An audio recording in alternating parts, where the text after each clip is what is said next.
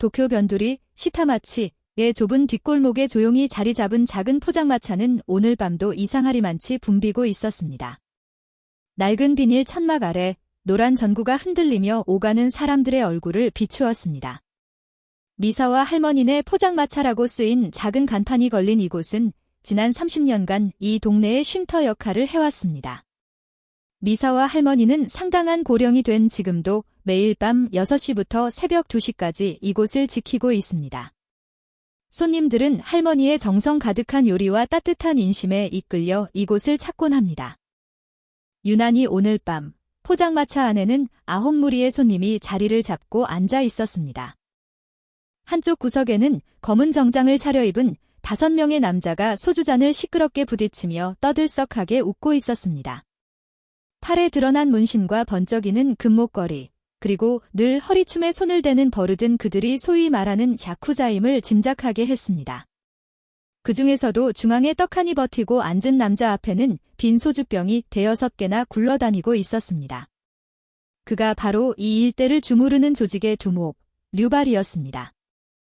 다른 한쪽 자리에는 나이 지긋한 남성 4명이 조용히 앉아 있었습니다. 그들의 머리는 새하얗게 물들었고 깊게 팬주름진 얼굴에는 오랜 세월의 흔적이 고스란히 남아 있었습니다. 하지만 이따금 눈이 마주칠 때면 그 눈동자 속에는 평범하지 않은 빛이 깃들어 있는 듯 했습니다. 그들은 작은 소주잔을 조금씩 채워가며 옛 추억을 이야기하는 중이었습니다. 그때 말이야, 70년대 초였나? 칸자키 다이세이 씨가 그 바다에 빠져서 우리도 다 같이 죽을 뻔했잖아. 그렇게 말문을 연 것은 4명 중 가장 젊어 보이는 사토 히로토였습니다. 그래봤자 70대 초반으로 보였습니다. 그의 말에 나머지 3사람이 조용히 웃음을 터뜨렸습니다. 그건 내 실수가 아니야? 사토 군이 지도를 거꾸로 들고 있었기 때문이잖아. 칸자키 다이세이라 불린 최고령 노인이 말했습니다. 그들의 웃음소리는 크지 않았지만 묘하게 포장마차 안에 울려 퍼져 반대편 테이블에 있던 야쿠자 일행의 귀에도 들어갔습니다. 류바리는 6병째 소주를 비운 참이었습니다. 평소보다 술을 많이 마신 탓인지 얼굴은 붉게 물들었고 눈빛도 어딘가 흐릿했습니다. 어이, 저 영감탱이들은 뭐가 저렇게 웃긴 거야? 류바리가 갑자기 큰 소리로 내뱉었습니다. 주위의 젊은 조직원들은 웃음을 멈추고 노인들 쪽으로 고개를 돌렸습니다. 미사와 할머니는 이 분위기가 심상치 않다고 느꼈습니다. 그녀는 재빨리 류바리 일행의 테이블로 가 새로운 안주를 놓으며 말했습니다. 손님, 오늘 기분이 아주 좋아 보이시네요. 특별히 만든 아게다시 도후, 일본식 두부튀김 좀 드셔보세요. 하지만 류바리의 기분은 이미 험악해져 있었습니다. 그는 할머니의 손을 거칠게 뿌리치고 자리에서 일어났습니다. 오늘 밤은 뭔가 재미있는 일이 좀 있었으면 좋겠는데 말이야. 노인들은 말없이 그 모습을 지켜보고 있었습니다. 표정에는 큰 변화가 없었지만 각자의 손은 조금씩 테이블 아래로 움직이고 있었습니다. 한때 평화로워 보였던 포장마차의 공기가 순식간에 긴장감에 휩싸이기 시작했습니다. 류바리는 비틀거리는 걸음으로 노인들의 테이블 쪽으로 걸어갔습니다. 부하 조직원들도 서로 눈짓을 하며 천천히 엉덩이를 뗐습니다. 미사와 할머니는 불안한 눈으로 상황을 지켜보며 입술을 굳게 깨물었습니다. 이 영감들은 뭐가 그렇게 재밌어서 낄낄대는 거야? 류바리가 칸자키 다이세이 일행의 테이블 앞에 버티고 서서 따져 물었습니다. 술 냄새가 진동하는 목소리에는 도발적인 기색이 섞여 있었습니다. 노인들은 대화를 멈추고 류바리를 올려다보았습니다. 그 표정은 놀라기보다 오히려 침착했습니다. 칸자키 다이세이는 천천히 소주잔을 내려놓고 류바리를 마주 보았습니다. 젊은이, 우리는 그냥 옛날 이야기를 하고 있었을 뿐이네. 방해할 생각은 없었어. 칸자키의 목소리는 낮고 조용했지만 그 무게감은 이상하게도 주위 공기를 무겁게 만들었습니다. 류바리는 비웃듯이 코웃음을 쳤습니다. 틀딱들은 가만히 놔두면 사람 취급을 못 받는 건가? 그는 일부러 테이블을 흔들어 술병들을 덜그럭거리게 만들었습니다. 칸자키 옆에 앉아있던 니시무라 타케시라는 백발의 노인이 조용히 손을 뻗어 흔들리는 소주병을 붙잡았습니다. 그 움직임은 나이를 무색하게 할 만큼 빠르고 정확했습니다. 우리도 사람임에는 틀림없지. 왕년에는 제법 한가락하던 사람들이라네. 니시무라가 입을 열자 류바리의 부하 중 하나가 끼어들었습니다. 뭐라고? 옛날에 뭘 했는지 모르겠지만 영감탱이 자랑질이야? 그때 테이블 끝에 앉아있던 나카노 히사시가 툭 내뱉은 한마디가 상황을 더욱 악화시켰습니다. 우리가 젊었을 땐 너희 같은 놈들은 눈에도 안 찼지. 류바리의 안색이 순식간에 붉게 변했습니다. 그는 나카노의 술잔을 손으로 쳐서 바닥에 떨어뜨렸습니다. 유리가 깨지는 소리가 포장마차 안에 울려 퍼졌습니다. 이 자식이 지금 뭐라고 했어? 다시 한번 말해봐. 류바리가 위협적으로 자세를 낮추며 따졌습니다. 미사와 할머니가 황급히 다가왔습니다. 제발들 그만둬요. 다들 술 마시러 온 거 아니에요? 왜들 이러는 거야? 할머니의 목소리는 떨리고 있었습니다.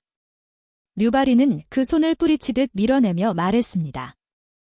비켜, 할망구, 이놈들한테 요즘 세상이 어떤 건지 좀 가르쳐 줘야겠으니까. 그 순간 사토 히로토가 슥 일어섰습니다. 그의 키는 류바리보다 작았지만 단호하게 일어선 그 모습에 류바리와 부하들도 순간 주춤했습니다. 이보게들 사토 히로토가 함께 앉아있던 노인들을 보며 말했습니다. 여기는 일단 좀 참아주지 않겠나. 오늘은 모처럼 좋은 날이니까. 칸자키, 니시무라, 나카노는 서로 눈을 맞추고 동시에 고개를 끄덕였습니다. 그 시선에는 뭔가 깊은 약속 같은 것이 담겨있는 듯 했습니다. 뭐야, 저 영감들, 류바리가 코웃음을 쳤습니다. 무슨 영화에서 튀어나온 것처럼 폼 잡고 말이야. 사토 히로토는 류바리를 무시하듯 다시 자리에 앉으려 했습니다. 그 태도가 류바리의 자존심을 자극한 모양입니다. 류바리는 갑자기 사토의 어깨를 세게 붙잡아 끌어당겼습니다. 이 자식이 날 무시해? 류바리가 소리치며 그대로 오른손을 주먹으로 말아쥐고 사토의 얼굴을 향해 휘둘렀습니다. 하지만 그 주먹은 목표물에 닿지 못했습니다. 먼저 움직인 것은 니시무라 타케시의 손이었습니다. 칠순을 훌쩍 넘긴 노인의 손이라고는 믿기지 않을 만큼 재빠르게 류바리의 손목을 꽉 움켜쥐었습니다. 그악! 류바리가 비명을 질렀습니다. 니시무라의 악력은 상상 이상으로 강했습니다. 포장마차의 공기가 일순간 팽팽하게 당겨졌습니다. 주위 손님들은 놀란 얼굴로 사태의 추이를 지켜보고 있었습니다. 미사와 할머니는 입가를 손으로 막고 뒷걸음질 쳤습니다. 니시무라는 류바리의 손목을 잡은 채 조용히 말했습니다. 젊은이, 우리가 참고 있는 데는 이유가 있어? 그 이유를 정말로 알고 싶은 건가? 그 말에 포장마차의 긴장은 최고조에 달했습니다. 류바리는 자신의 손목이 마치 쇠사슬에 묶인 것처럼 빠지지 않자 당황했습니다. 몇 번이고 팔을 뿌리치려 했지만 꼼짝도 하지 않았습니다. 젠장, 이 영감, 정체가 뭐야? 류바리는 이를 갈며 소리쳤습니다. 부하 조직원들이 일제히 움직이기 시작했습니다. 가장 체격이 좋은 남자가 니시무라의 등 뒤를 노리고 덤벼들었습니다. 하지만 그가 손을 뻗기도 전에 나카노 히사시가 작은 술병을 들어 테이블을 가볍게 콩콩 두드렸습니다. 그 소리에 조직원이 순간 움찔했습니다. 그 찰나, 나카노는 슬쩍 의자 다리에 발을 걸어 당겼습니다. 조직원은 균형을 잃고 넘어져 테이블에 머리를 부딪혔습니다. 어이쿠, 조심해야지. 나카노는 아무 일도 없었다는 듯이 말했지만 그의 눈은 이미 다음 상대를 파악하고 있었습니다. 류바리는 사태가 점점 걷잡을 수 없이 흘러가는 것을 느꼈습니다. 팔은 자유롭지 못하고 힘도 쓸 수 없었습니다. 야, 너희들 뭐해? 저 영감들 박살 내버려. 남은 3명의 조직원이 동시에 움직였습니다. 한 명은 칸자키에게, 한 명은 사토에게, 마지막 한 명은 다시 니시무라를 노렸습니다. 칸자키 다이세이가 천천히 일어섰습니다. 움직임은 느긋했지만 그 눈빛만은 날카로웠습니다. 다가오는 조직원을 바라보며 한숨을 한 번 내쉬었습니다. 이런 날이 또 올 줄이야? 조직원이 주먹을 휘둘렀지만 칸자키는 춤추듯 몸을 비틀어 피했습니다. 허공을 가른 주먹을 팔째로 감싸듯 손을 미끄러뜨려 조직원의 어깨를 꽉 잡고 최소한의 힘으로 균형을 무너뜨려 테이블로 밀어붙였습니다. 소주병과 안주 접시가 바닥에 떨어지며 요란한 소리를 냈습니다. 사토 히로토에게 달려든 조직원은 깨진 소주병을 손에 들고 있었습니다. 위험한 상황이었습니다. 하지만 사토는 여유로운 미소를 지으며 눈앞에 있던 금속 젓가락을 집어 들었습니다. 조직원이 병을 휘두르는 순간 사토는 젓가락을 단검처럼 사용해 상대방 손목의 신경을 정확하게 찔렀습니다. 조직원의 손에서 힘이 빠지며 병이 바닥에 떨어져 산산조각 났습니다. 아직 감이 죽지 않았군. 사토가 중얼거렸습니다. 니시무라를 다시 노리려던 조직원은 동료들이 순식간에 쓰러지는 광경을 보고 망설였습니다. 그 망설임을 놓치지 않고 니시무라는 류바리의 손목을 잡은 채 다른 손으로 테이블 위에 젓가락을 집어 가볍게 조직원의 목덜미를 향해 던졌습니다. 급소를 스쳐간 젓가락에 조직원은 숨이 막히는 것을 느끼고 황급히 목을 감쌌습니다. 모든 것은 순식간에 일어난 일이었습니다. 미사와 할머니와 주위 손님들은 경악스러운 표정으로 그 광경을 지켜보고 있었습니다. 설마 이 노인들이 그런 실력자일 줄은 아무도 상상하지 못했던 것입니다. 너희들 대체 정체가 뭐야? 류바리는 공포에 질린 얼굴로 물었습니다. 칸자키 다이세이가 천천히 다가가 류바리의 눈을 똑바로 쳐다보았습니다. 우리는 그저 오랜 친구 사이일 뿐이야. 오래된 전우라고나 할까? 그때 포장마차 밖에서 경찰차 사이렌 소리가 들려왔습니다. 누군가 신고한 모양입니다. 노인들은 얼굴을 마주보며 눈으로 신호를 교환했습니다. 귀찮게 됐군. 나카노가 중얼거렸습니다. 니시무라는 류바리의 손목을 놓아주었습니다. 자유로워진 손목을 주무르며 류바리는 뒷걸음질 쳤습니다. 그 얼굴에는 분노와 두려움이 뒤섞여 있었습니다. 이걸로 끝난 거 아니야, 영감들아. 류바리는 목소리를 떨며 위협했지만 거기에는 아까와 같은 자신감은 느껴지지 않았습니다. 칸자키 다이세이는 담담하게 대답했습니다. 그래, 아직 끝나지 않았지? 하지만 자네가 원하는 결말은 아닐 걸세? 경찰차가 포장마차 앞에 멈추고 2명의 경찰관이 안으로 뛰어 들어왔습니다. 혼란스러운 현장을 보고 그들은 눈을 동그랗게 떴습니다. 여기서 무슨 일입니까? 나이든 경찰관이 물었습니다. 미사와 할머니가 서둘러 대답했습니다. 아이고, 순경 양반. 이 젊은 친구들이 술에 취해서 소란을 피웠어요. 그러다 자기들끼리 넘어지고 그런 거지, 여기 어르신들은 말리려고 하셨고요. 경찰관은 의심스러운 듯 주위를 둘러보았습니다. 바닥에 쓰러진 야쿠자들과 어째서인지 상처 하나 없이 서 있는 노인들. 너무나 대조적인 그림이었기 때문입니다. 정말입니까? 경찰관은 칸자키 다이세이에게 시선을 보냈습니다. 칸자키는 온화하게 고개를 끄덕였습니다. 네, 경관님. 우리는 그저 조용히 술을 마시고 있었을 뿐입니다. 경찰은 간단한 사정 청취를 마친 후 류바리와 그 부하들을 연행해 갔습니다. 포장마차는 다시 고요함을 되찾았습니다. 미사와 할머니는 바닥에 흩어진 유리 조각을 쓸어 담으며 한숨을 내쉬었습니다. 이럴 줄 알았으면 저놈들 받지를 말았어야 했는데. 할머니가 중얼거리자 칸자키 다이세이가 재빨리 빗자루와 쓰레받기를 손에 들었습니다. 여러모로 소란스럽게 해서 죄송합니다. 미사와 씨. 미사와 할머니는 손사래를 치며 빗자루를 되찾으려 했지만 칸자키는 넘겨주지 않았습니다. 아니에요. 늙은이를 위험한 데서 구해준 건 오히려 어르신들인거려. 감사해야 할 판이에요.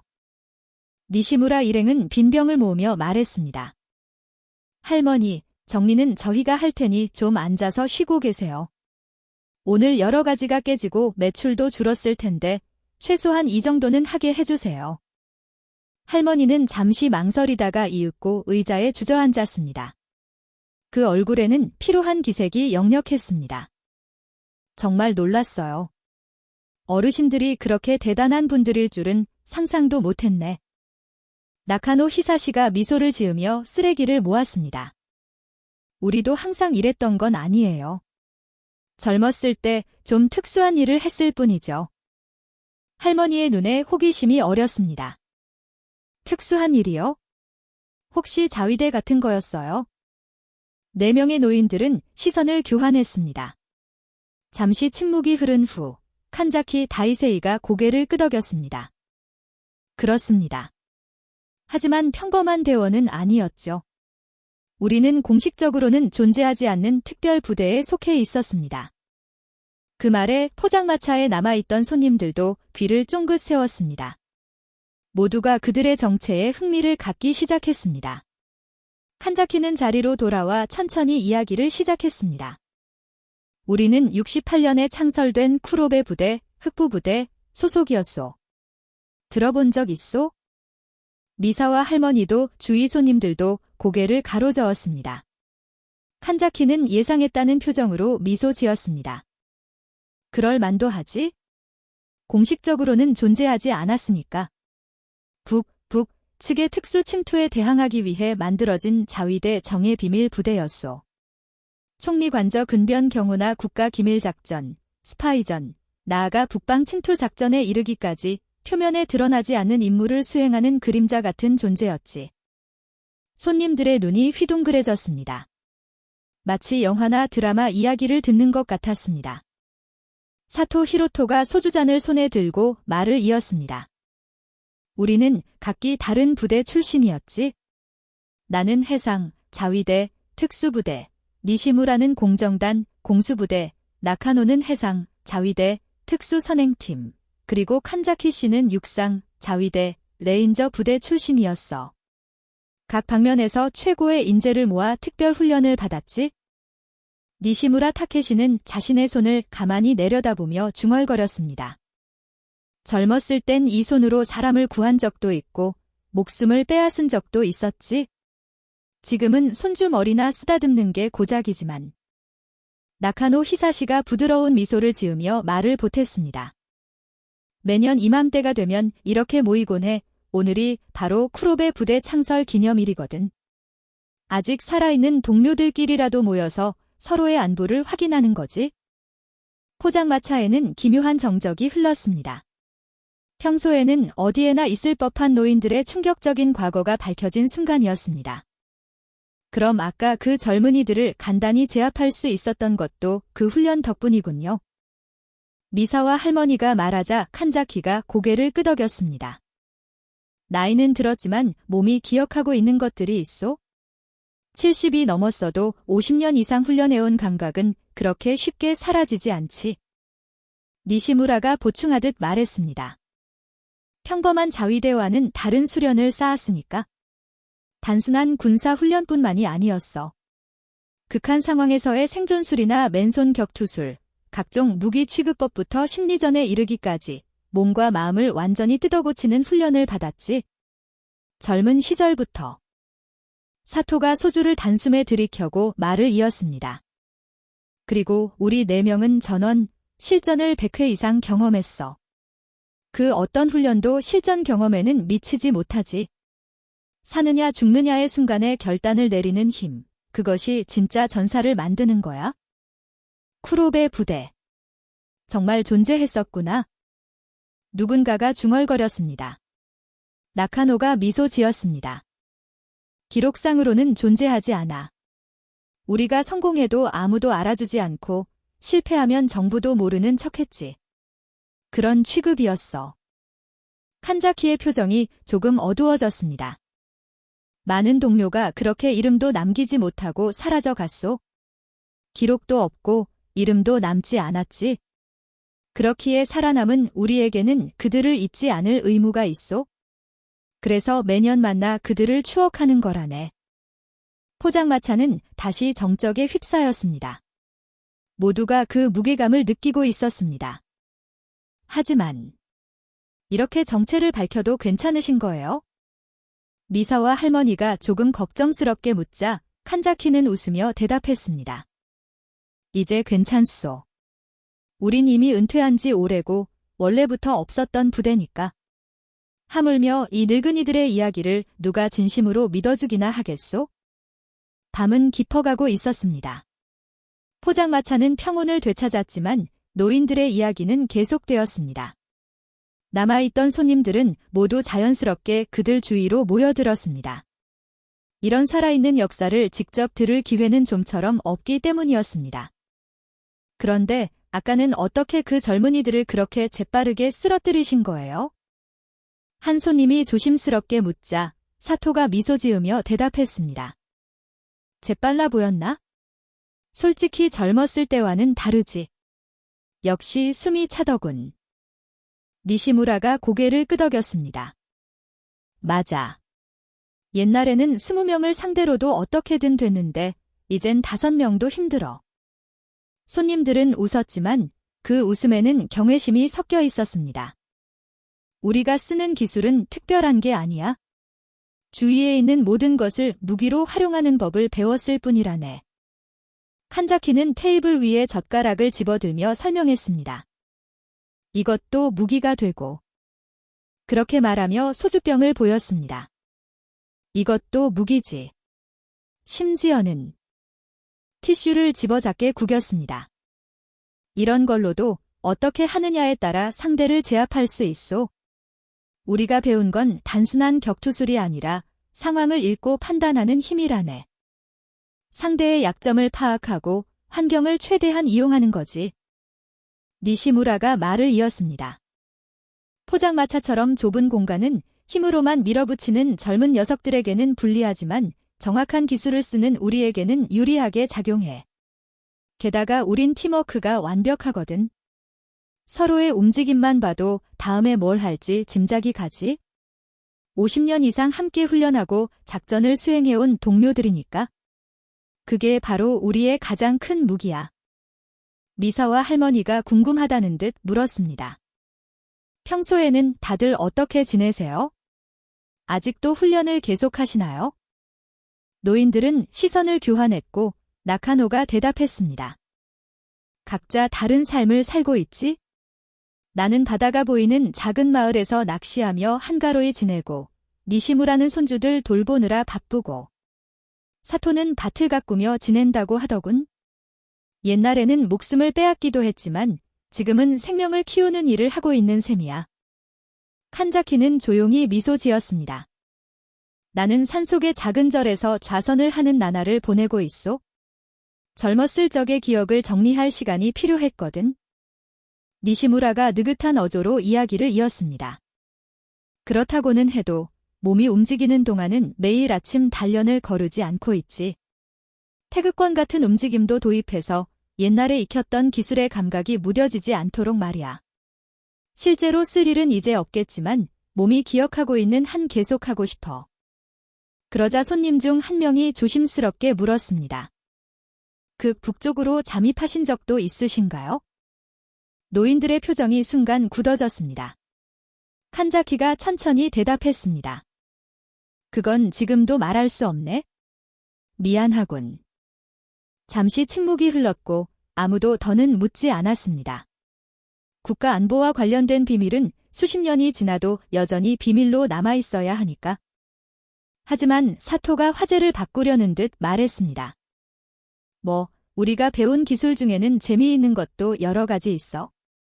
예를 들어, 그는 테이블에 있던 젓가락을 손에 들고 손가락 사이에서 마치 춤추듯 움직여 보였습니다.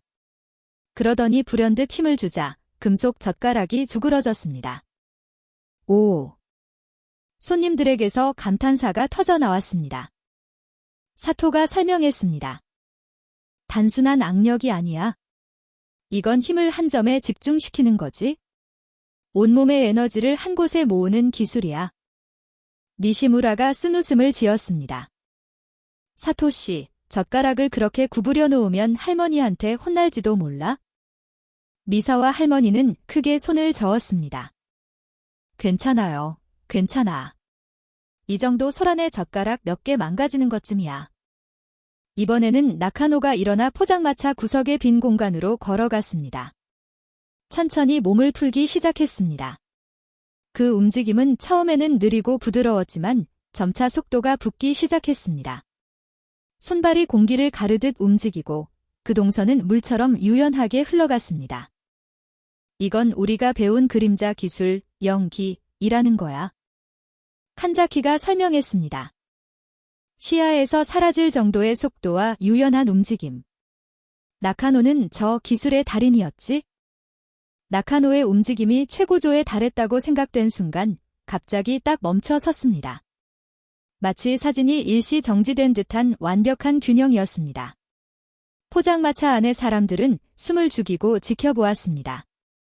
대단하다, 누군가가 중얼거렸습니다. 저런 기술을 익히려면 얼마나 걸리나요?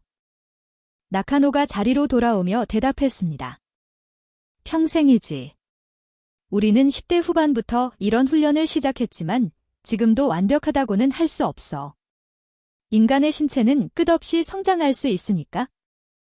시간은 흘러 심야 1시를 넘긴 무렵 포장마차에는 쿠로베 부대 출신의 노인들과 몇몇 손님만이 남아 있었습니다.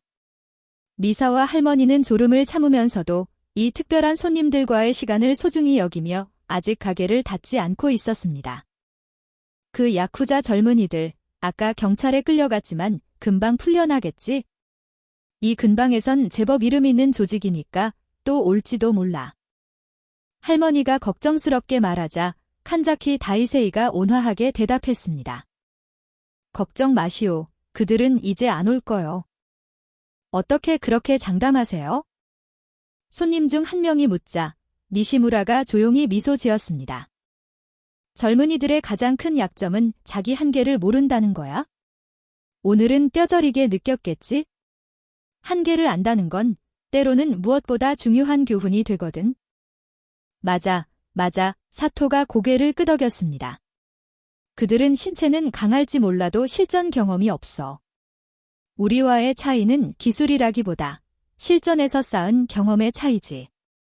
우리는 사선을 넘나드는 현장을 100번 이상 경험했어. 사느냐 죽느냐 하는 상황에서의 판단력이 진짜 전사를 만드는 거야. 나카노가 손끝으로 소주잔을 돌리며 말을 이었습니다. 젊음과 힘은 분명 강력한 무기지만 경험과 지혜를 이길 수는 없지. 오늘 그놈들이 배운 건 그런 교훈일 거야. 미사와 할머니가 문득 궁금증을 입에 올렸습니다. 실제로 100번 이상이나 실전을 경험했다니 대체 어떤 일들을 하신 거예요? 노인들은 시선을 마주쳤고 칸자키가 천천히 말했습니다. 세세한 작전명이나 장소는 말할 수 없지만 기본적으로는 국가안보와 관련된 특별 임무뿐이었소. 북에서 잠입해오는 공작원과의 대치나 국내 요인 경호, 해외에서의 비밀 작전 등 모두 표면에 드러낼 수 없는 임무들이었지. 가장 힘들었던 건 언제였나요? 한 손님이 다시 물었습니다. 니시무라는 잠시 생각하다가 대답했습니다. 70년대 초 북의 특수 공작원들이 본격적으로 잠입해왔을 때였지. 3일간 추적했는데 그동안 거의 잠도 못 자고 식량도 떨어졌었어. 마지막에는 그들과 정면으로 충돌하게 됐지. 그때 난 꼬리뼈에 총을 맞았어. 나카노는 자신의 왼쪽 다리를 어루만지며 말했습니다. 하지만 그보다 더 힘들었던 건 정신적인 압박이었어. 실패하면 국가의 안위를 위협하게 된다는 프레셔. 그런 상황에서도 냉정을 유지해야만 했지. 사토가 고개를 끄덕였습니다. 그 점이 아까 그 젊은 녀석들과의 가장 큰 차이점이겠지? 그놈들은 감정에 휩쓸렸지만 우리는 상황을 객관적으로 보고 있었어. 작전을 수행할 때는 항상 3가지를 생각했지. 첫째, 목표를 달성할 것. 둘째, 동료를 지킬 것. 셋째, 피해를 최소화할 것. 어떤 상황에서도 이 3가지 원칙만은 지켜야 했어. 니시무라가 미소 지었습니다. 그리고 무엇보다 철저한 사전 계획을 세웠지. 모든 가능성을 검토하고 최악의 사태에 대비했어. 그러면서도 계획이 틀어졌을 때 즉흥적으로 대응하는 능력도 필요했지. 그래서 오늘 같은 장면에서도 서로 눈짓만으로 의사소통이 가능했던 거야. 50년 이상의 훈련과 작전으로 다져진 호흡이니까. 나카노가 기쁜 듯 고개를 끄덕였습니다. 맞아. 아무리 강한 개인이라도 완벽한 팀을 이길 수는 없어. 그것이 우리 쿠로베 부대의 자부심이지. 칸자키가 소주잔을 들어 올렸습니다. 그리고 무엇보다도 우리에게는 확고한 목적이 있었소. 나라와 국민을 지킨다는 사명감. 그것이 어떤 역경도 견뎌내는 힘이 되었지. 포장마차의 공기가 조용히 가라앉으며 모두가 노인들의 헌신에 경의를 표하고 있었습니다. 아까 난투극은 3분도 채 안 걸렸죠? 미사와 할머니가 말하자 니시무라가 대답했습니다. 그렇지. 실전이라는 건 대부분 몇 초에서 몇 분 사이에 결판이 나으 길어져 봐야 몇 분이야. 그렇기 때문에 우리는 몇 번이고 반복해서 훈련했지.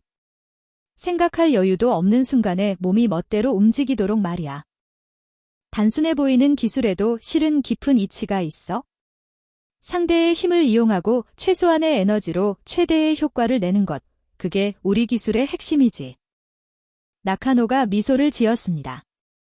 그리고 그런 기술은 역시 실전의 장에서 다듬어지는 거야. 실패하면 죽음으로 이어지는 상황에서 어떻게 판단할 것인가. 그건 몇 번을 말하지만 젊음이나 힘만으로는 메울 수 없는 부분이지. 칸자키가 창밖을 내다보며 중얼거렸습니다.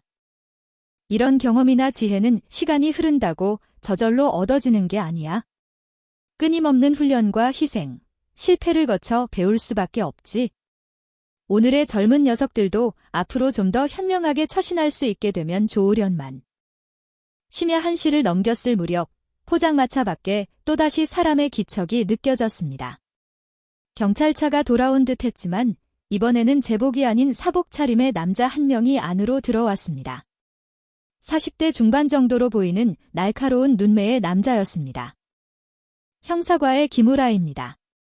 오늘 밤 여기서 일어난 일에 대해 좀 더 자세히 조사하고 싶어서 왔습니다. 미사와 할머니가 고개를 들었습니다. 네, 아까 한 차례 다 말씀드렸는데요. 기무라 형사는 정중하게 고개를 숙였습니다.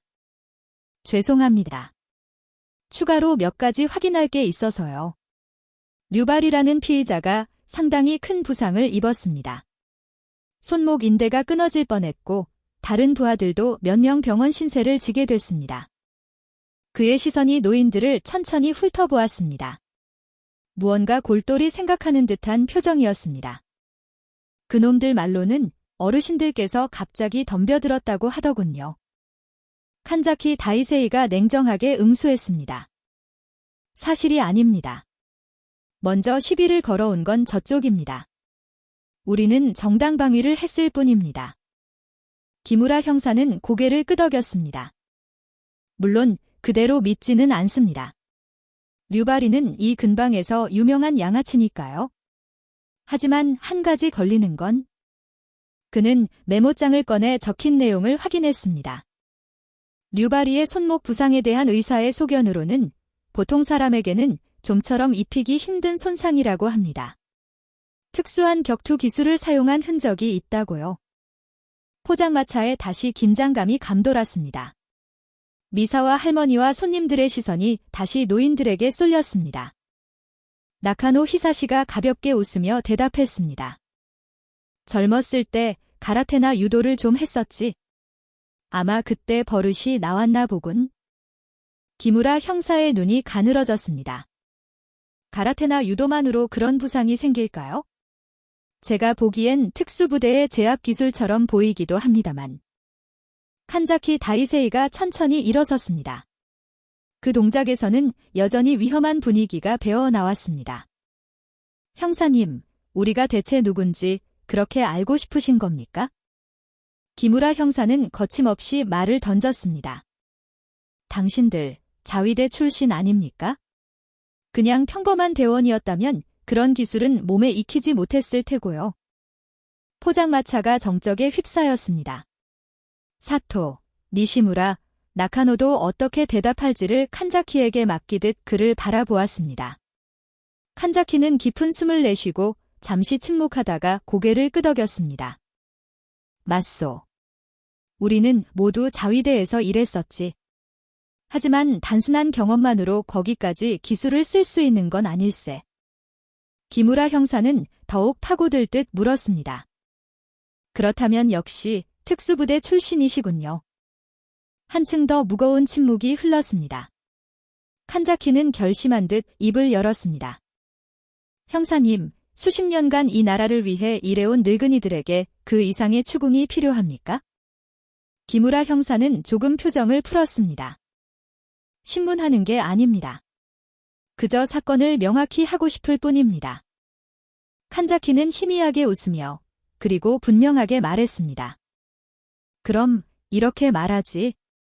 우리는 그저 이 나라에 조금 이바지한 늙은이들이다. 그걸로 됐지 않소. 그 짧은 대답 속에 숨겨진 깊은 의미를 기무라 형사는 알아차린 듯 했습니다. 눈에 순간 존경의 빛이 스쳤습니다. 혹시 쿠로베. 기무라 형사가 작은 목소리로 말하려 했지만 칸자키는 미소를 지으며 손으로 제지했습니다. 형사님, 그런 이름은 이미 오래전에 과거의 것이 되었소. 우린 그저 늙은이들이고 우연히 오늘 밤 여기서 만났을 뿐이요. 기무라 형사는 잠시 생각에 잠기더니 이윽고 크게 고개를 끄덕였습니다. 알겠습니다. 알겠습니다. 보고서는 정당방위로 처리하겠습니다. 류바리가 먼저 손을 댔고 술에 취해 넘어져 다친 것으로. 고맙소. 도움이 되는군. 칸자키가 가볍게 고개를 숙였습니다. 자리를 뜨려던 기무라 형사는 문득 발걸음을 멈추고 돌아섰습니다. 개인적인 질문 하나만 드려도 되겠습니까? 제 아버지도 특수부대에 계셨다고 들었습니다. 70년대 초 북측 잠입 작전에서 전사하셨다고. 성함은 기무라 진타, 목촌 인태. 혹시 아시지 않습니까? 4명의 노인들은 서로를 쳐다보았습니다. 희미한 놀라움이 스쳤습니다. 나카노 히사시가 천천히 입을 열었습니다. 진타. 용감한 남자였지? 기무라 형사의 눈이 커졌습니다. 그럼 정말로. 칸자키가 손을 들어 그의 말을 막았습니다. 묘한 인연이군. 다만 그 이상의 이야기는? 알겠습니다. 기무라 형사는 깊이 고개를 숙였습니다. 감사합니다. 정말. 감사합니다. 기무라 형사가 떠난 후 포장마차에는 기묘한 침묵이 남았습니다. 미사와 할머니가 입을 열었습니다. 그 형사님 아버지도 아는 분이셨군요. 칸자키가 고개를 끄덕였습니다. 우리 부대에서도 손꼽히는 맹장이었지. 그에게 가족이 있었다니 몰랐는데. 세상 참 좁군. 그래서 보고서 내용도 그렇게 된 거로군. 누군가 말하자 사토가 미소 지었습니다. 그렇겠지?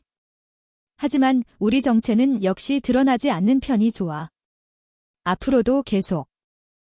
시간은 어느덧 심야 2시가 되어 미사와 할머니의 포장마차는 문을 닫을 시간이 되었습니다.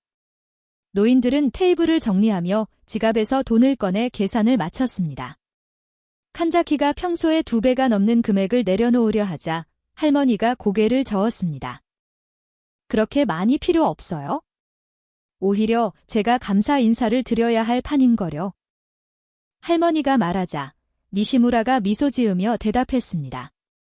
할머니, 괜찮으니까 받으세요. 우리 때문에 손님들도 돌아갔고 여러 가지 망가졌잖아요. 할머니는 곤란한 듯 한숨을 쉬었지만 결국 돈을 받았습니다. 그럼 내년에도 또 와요. 그때는 특별한 안주를 준비해놓고 기다릴 테니까. 물론이지. 다음번엔 좀 더 조용히 마시도록 하겠네. 나카노가 약속했습니다. 4명의 노인들은 포장마차를 나와 쌀쌀한 밤 기운을 느끼며 좁은 골목길을 걷기 시작했습니다. 도쿄의 밤은 여전히 네온 사인으로 반짝이고 있었지만 오가는 사람은 드물었습니다. 생각보다 요란한 밤이 됐군. 사토 히로토가 중얼거렸습니다. 칸자키 다이세이가 쓴웃음을 지었습니다. 나이를 먹어도 주위가 그다지 조용해지질 않는구먼. 니시무라 타케시가 하늘을 올려다보았습니다. 별이 아름답군. 옛날 작전 때는 이 별빛만이 이정표였는데. 아, 그랬었지. 나카노 히사시가 우습다는 듯이 기억을 떠올렸습니다. 북쪽 깊은 곳에서 나침반도 없이 별에 의지해 나아갔던 적이 있었지. 그리고 네 사람은 다시 말없이 걸었습니다. 각자의 가슴 속에 젊었던 시절의 기억이 파도처럼 밀려왔다가 빠져나갔다. 아까 그 형사 말인데. 니시무라 타케시가 불쑥 중얼거렸습니다.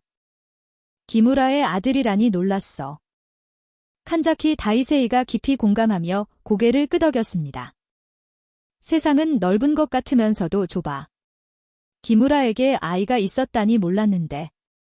작전 직전에 녀석이 아내가 임신했다고 말했던 게 기억나?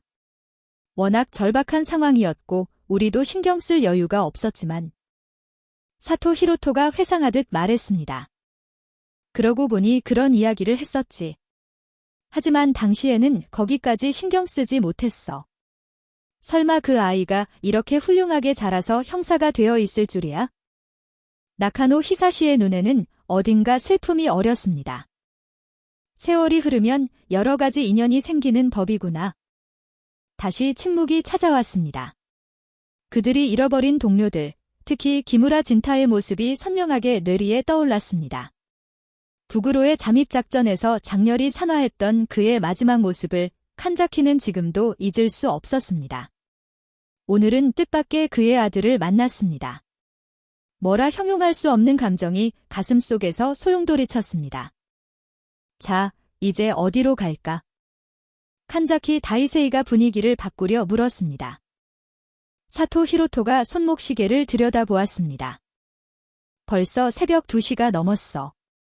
문 연가게가 있으려나? 어때? 나카노, 자네가 묵는 호텔에서 방술이라도 어때? 좋지. 모처럼의 재회가 생각보다 빨리 끝나버렸으니까. 좀 더 이야기나 나누세. 택시로 이동하여 나카노가 묵는 호텔에 도착했습니다. 프런트의 야간 근무 직원은 이 시간에 나타난 노년의 남성 4명을 조금 이상하다는 듯 쳐다봤지만 아무 말도 하지 않았습니다. 방에 들어선 4사람은 미니바에서 꺼낸 작은 맥주로 다시 한번 건배를 했습니다. 올해도 다들 무사히 만난 것에 감사하세. 칸자키가 잔을 들었습니다. 살아남은 건 우리뿐이지만 그래도 쿠로베 부대의 영혼은 사라지지 않았어. 니시무라는 간이 잔을 늘어놓으며 말했습니다.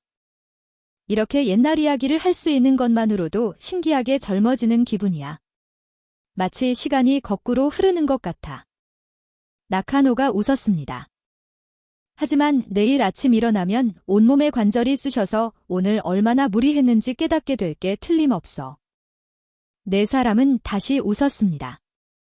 나이를 먹어도 그들의 우정과 유머는 여전했습니다. 내년에는 어디서 만날까? 니시무라가 묻자 칸자키는 잠시 생각하다가 대답했습니다. 다음엔. 그래. 내가 아는 조용한 온천 마을이 있네. 거긴 경치도 좋고 느긋하게 마실 수 있어? 좋은데. 온천이라. 산을 바라보며 푹 쉴 수 있겠어. 사토의 눈이 빛났습니다. 아니, 온천이라고. 모처럼이니까 가볍게 등산이라도 하자는 건가? 이제 우리한테 그런 체력이 있으려나? 나카노가 농담조로 말했지만 사토는 도전적인 눈빛을 보냈습니다. 무슨 소리? 아직 10년은 더 버틸 생각이라고. 다시 웃음이 터졌습니다. 늙었어도 여전히 그들의 마음속에는 젊은 시절의 투지가 반짝였습니다. 그래도 다음엔 조용히 보내세. 이런 소동은 이제 사양이야. 칸자키가 조금 진지한 얼굴로 말하자 다른 3사람도 고개를 끄덕였습니다. 하지만 그들의 눈에는 어딘가 즐거운 빛이 남아 있었습니다. 오늘 밤 나쁘지 않았어. 잠깐이나마 실전 감각을 확인할 수 있었으니까. 니시무라가 솔직하게 말하자 나카노도 동의했습니다. 맞아. 우리가 아직 현역이었던 시절의 자신을 떠올릴 수 있었지. 한 번 대원이었던 자는 평생 대원이다라는 말이 있잖나. 칸자키는 옛 군사 격언 같은 말을 떠올리며 가볍게 웃었습니다. 네 사람은 다시 잔을 부딪히고 창밖에 펼쳐진 도쿄의 야경을 내려다보았습니다. 그들이 목숨을 걸고 지켜온 이 나라는 평화롭게 잠들어 있었습니다. 그럼 내년에도 살아서 만나세. 사토가 힘주어 말했습니다. 물론이지.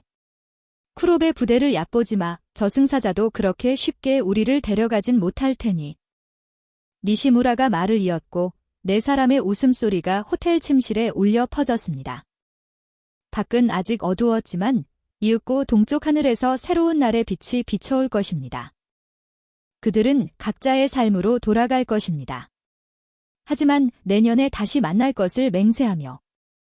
전설의 쿠로베 부대의 마지막 생존자들. 그들의 우정 이야기는 앞으로도 계속될 것입니다. 비록 세상이 그들의 존재를 알지 못하더라도 그들이 지켜낸 평화 속에서 사람들은 평온하게 살아갈 수 있습니다. 때때로 영웅의 가장 큰 공적은 누구에게도 알려지지 않은 채 이루어지는 법이니까요.